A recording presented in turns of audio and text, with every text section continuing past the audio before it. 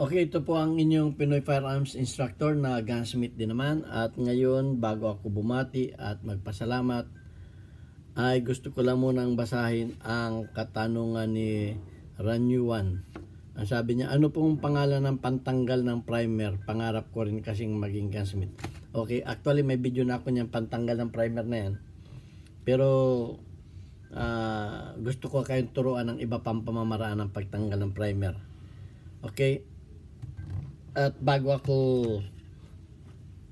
natin talakayin yan, gusto ko lang muna magpasalamat sa inyo at bumati na isang mapagpalang araw.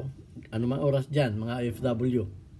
Gabi man, tanghali, hapon o madaling araw, tayo po'y mag-ingat sa ating mga pagtatrabaho, iwasan natin ang aksidente at ingatan natin ang ating kalusugan. Ngayon at gusto ko lang pong magpasalamat sa ating 35,400 na mga subscribers. At yung mga bago pa sa ating YouTube channel, huwag po ninyo akong hanapin sa Pilipinas sapagkat ako ay dito nagtatrabaho sa Kuwait, sa Mayadin Shooting Range bilang isang firearms instructor, gunsmith at ngayon ay consultant. Okay, at gusto ko lang pasalamatan ng ating mga sponsor ng ating 6 na estudyante sapagkat tayo po ay isang charity vlogger na yung kinikita natin dito sa YouTube ay tinutulong natin sa ating mga mga beneficiaries na anak ng mga single parent. At meron po isang bata dito na nagpadala ng video na gusto po magpasalamat sa atin. Thank you to all the subscribers of Pinoy Firearm Instructors. This is all the things that I bought. Okay, ayan po yung isang bata na matalinong bata, achiever, na gusto makapagtapos ng pag-aaral na isa sa mga tinutulungan natin. Yung pong ibang mga bata na tinutulungan natin mga elementary pa, hindi pa makagawa ng video. Kaya ayan, at nagpapasalamat siya na naibili natin siya ng mga school supplies. At ang bahagi na yan, ang pera na yan ay galing sa ating YouTube channel at doon sa mga sponsor na nagpadala rin sa ating GCash number. Actually, si GC Antonio Official nagtatanong ng ating GCash number. Ayan, kakabit ko na lang dito. At yung mga nagpadala dyan, nagpapasalamat ako. Shout out kay Alfredo Isidro, Ordosipay ng Las Piñas, kay Architect Arnel Salvador, yung kaibigan ko architect dito sa Kuwait. Gayon din kay Jubil Platoon ng Riyadh, Saudi Arabia, kay Boy Umay. At gayon din sa aking kaibigan din dito na si Umbet, ang mekaniko ng Kia Motors dito sa Kuwait. Okay, at shout out din sa kanyang mga tropa na minsan ay bumisita dito sa ating range, kay Yasin, kay Apollo, Ana May, kay Mary Grace at Rodora.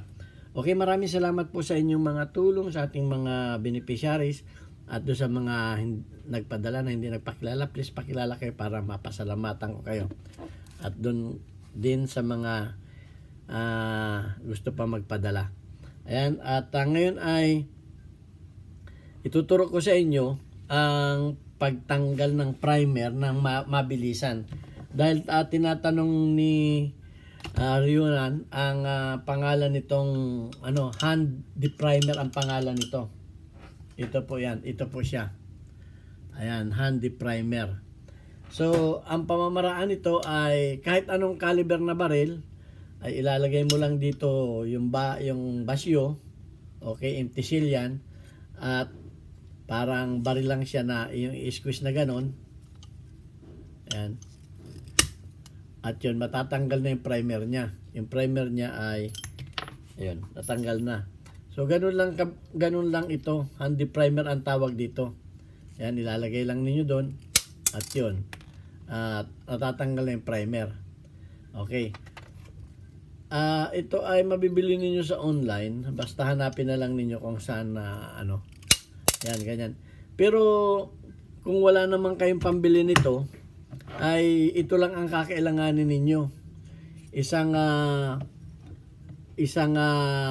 nail, isang concrete nail na ganyan, tapos ay gagawin lang ninyo ganito yung sa sander.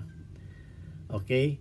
Kakasya lang yan dyan sa butas ng primer na ganyan. Ganyan. At kukuha lang kayo ng isang nuts na para upuan nitong basyo, itong na ganyan, para upuan niya ganyan. So ang gagawin lang ninyo ay ito ay mga mga naiputok na. So empty shell na to ay ganyan, at kukuha lang kayo ng martilyo at papalayin lang ninyong ganon. So ayun na yung primer, natatanggal na yung primer. So ayan. Pero wag ninyo itong gagamitin sa mga live primer. Gagamitin lang ninyo ito sa mga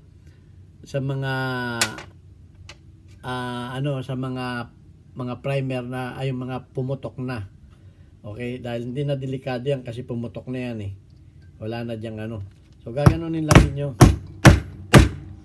Ayan tatanggal na siya. Ayun, ganun lang. So kaya ko ito tinuro mahirap makabili nito. At may kamahalan din yan, hindi ko lang alam kung magkano. So gaganunin lang ninyo. Tanggal na ng tanggal yan. Basta ito gagamitan lang ninyo sa mga yung mga bala na mga empty shell na naiputok na.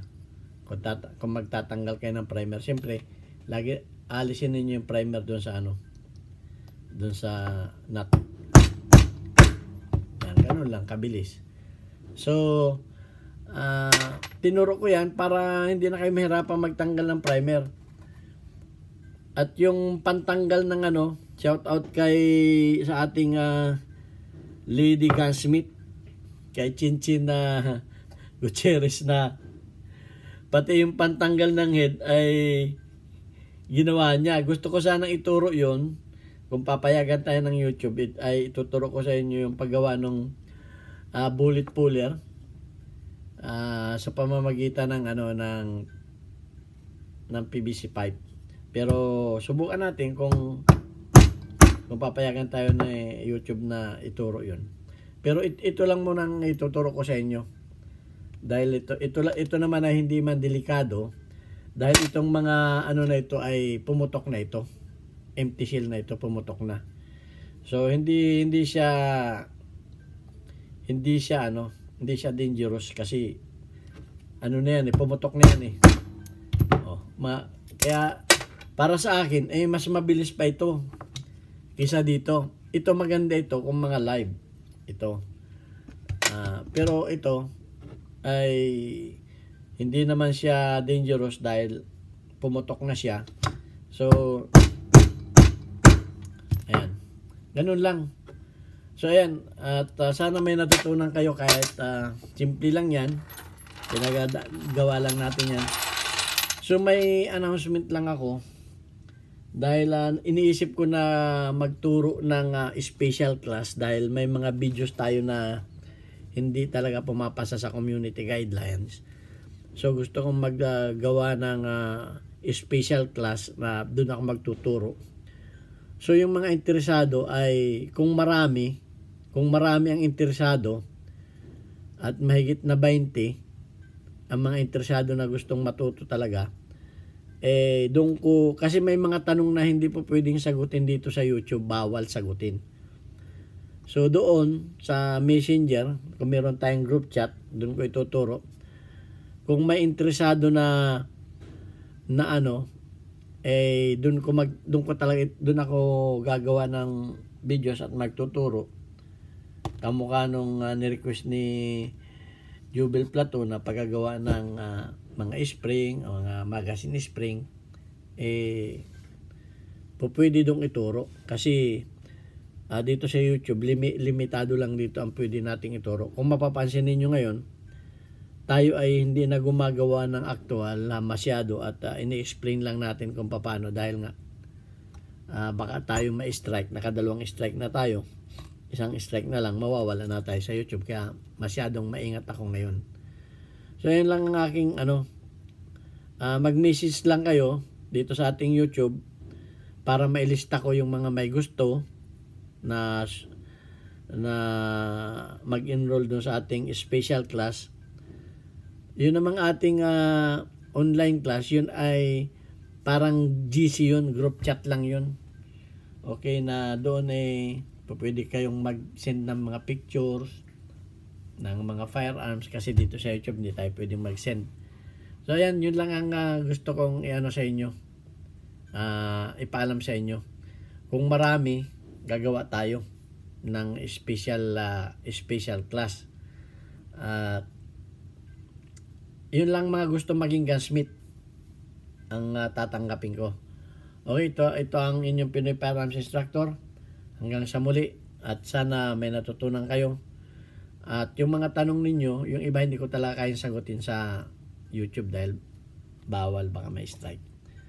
At pwede kayong mag-follow up question kung meron kayong mga tanong na hindi pa natin nasasagot. Okay?